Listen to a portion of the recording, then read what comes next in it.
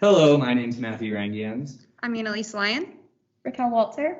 Bridget Hunziker. and today we're going to be talking to you guys about the effect of postural correction using guided motor imagery on Sharpened Romberg balance.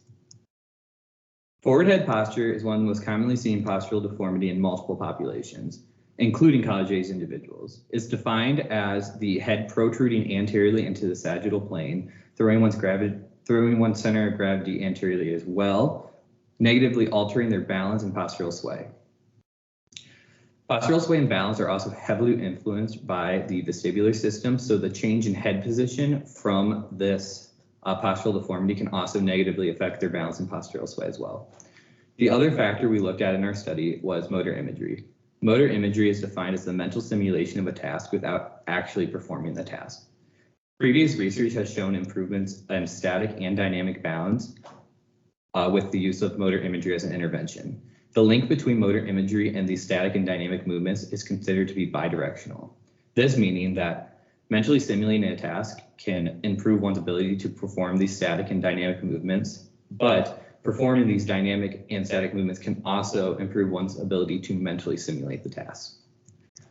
The purpose of our study was to determine if guided motor imagery, in addition to postural corrections, would significantly improve static balance in a sharpened Romberg position with the eyes closed.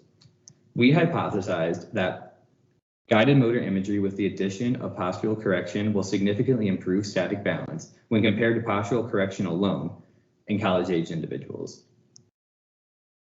To be included in our study, our participants had to be enrolled as a Clark University student and be between 18 and 26 years old.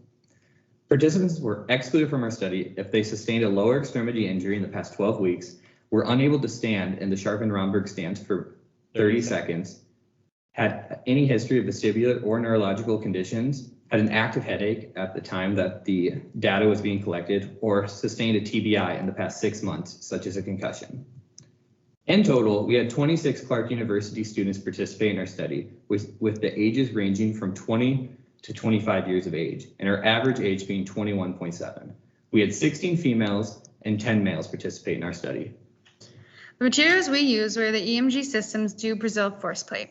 This system measures various variables, but we use the total displacement of center of pressure. Our independent variables were the interventions that we used. Our first intervention was postural correction. Our second intervention was motor imagery. Our dependent variable is the measurement that we used. In this case, we used total displacement of center of pressure. To begin our study, we first had to get IRB approval through the Clark University Institutional Review Board. Once we were approved, we began recruiting subjects through word of mouth, campus-wide emails, and talking to various classes on campus. Once all subjects were then signed up, we used a random number grid to randomly assign individuals to one of our 3 intervention groups. All participants read and signed an informed consent, and then data collection proceeded on Clark University's campus. We instructed all individuals to stand in a tandem stance or the Sharpened Romberg stance on the force plate with their non-dominant foot behind and their dominant foot in front. They were then instructed to center their pelvis over the junction of their feet. This was done in an effort to equalize the pressure between their feet so they did not favor one foot over the other. Individuals were then instructed to cross their arms across their chest and close their eyes. We had 3 intervention groups in our study. The first is their control group. This had 10 individuals. They were first pre-tested with 3 trials of 10 seconds. They then exited the room, rested for 3 minutes, and were retested again for 3 trials with 10 seconds. Our second intervention group was postural correction. This group had 8 individuals. They were first pre-tested, then they exited the room, rested for 2 minutes. They then re-entered the room, had postural correction performed, and were retested. Our third group was postural correction with motor imagery. This group also had 8 individuals. They were pre-tested, then they left the room, had motor imagery read to them.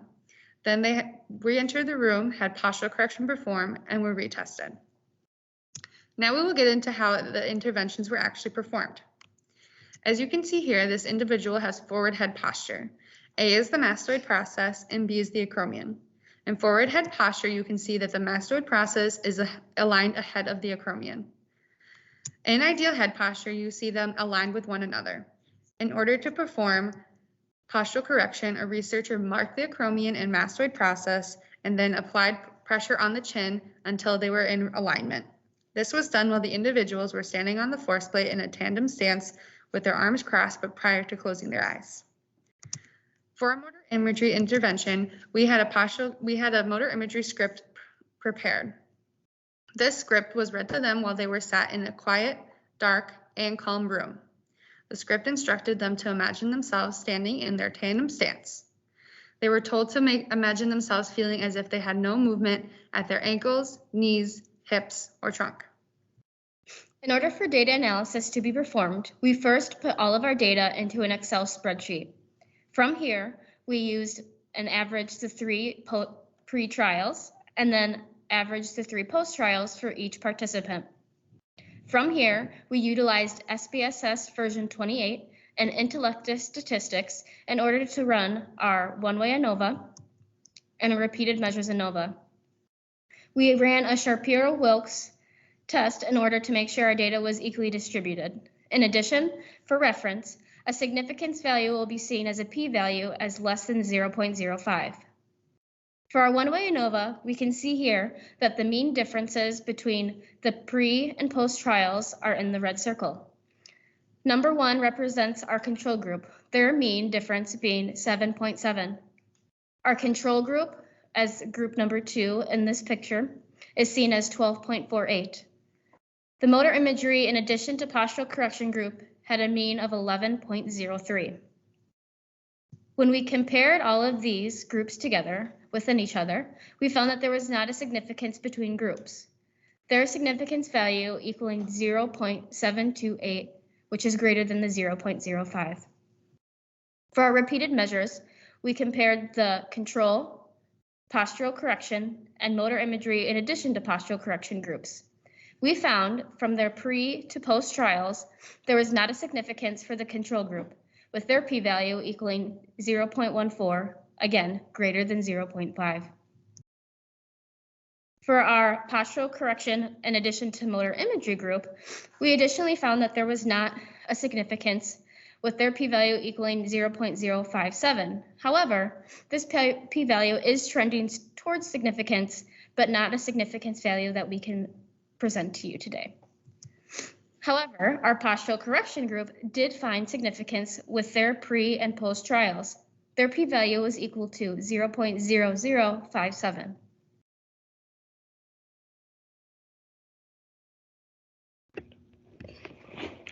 After analyzing our data, we can confidently say that we reject our hypothesis and that motor imagery, in addition to postural correction, does not significantly improve static balance compared to postural correction alone in college-age individuals.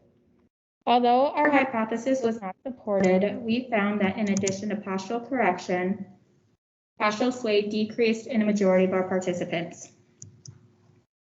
Our study was not without limitations. The first limitation we came across was a small sample size. Due to the small university size, we're unable to analyze subgroups between demographics. Also, our effect size was not significant, measuring at 0.688 compared to the desired 1.0, signifying that the strength between our two variables has limited practical abilities.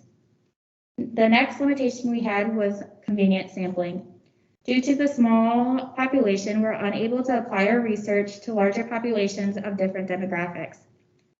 Lastly, due to the space we were given, as well as our setup, we're unable to blind our data analysis researcher like we had hoped in order to increase the validity of our research. Future research that should be considered would be to include a larger sample size with an effect size closer to the desired 1.0. Also, other studies could be conducted to assess the effects of motor imagery on different dynamic balance tasks with different outcome measures such as the CAT-SIB, the TUG, or the mini-BEST test. Furthermore, different populations should be assessed with the effects of motor imagery as well as postural correction in geriatric and neurological populations such as Parkinson's disease. Clinical implications that can be taken away from our study would be to include a forward head posture evaluation when evaluating patients with balance deficits. Additionally, postural correction should be utilized within the clinic when performing balance activities as well as incorporating into one's HAP. Finally, although our motor imagery results was not significant, past research supports implementing motor imagery into one's treatment session to visualize the task at hand and a potential intervention. So in conclusion, we would like to say postural correction in addition to motor imagery does not significantly improve static balance. We would like to thank Tony Monett, Lori Hyatt, our peer reviewers, Janice Kim and Mo Wirtz, all our research participants, and Clark University for providing us with all the resources required to be successful with our research project. Thank you.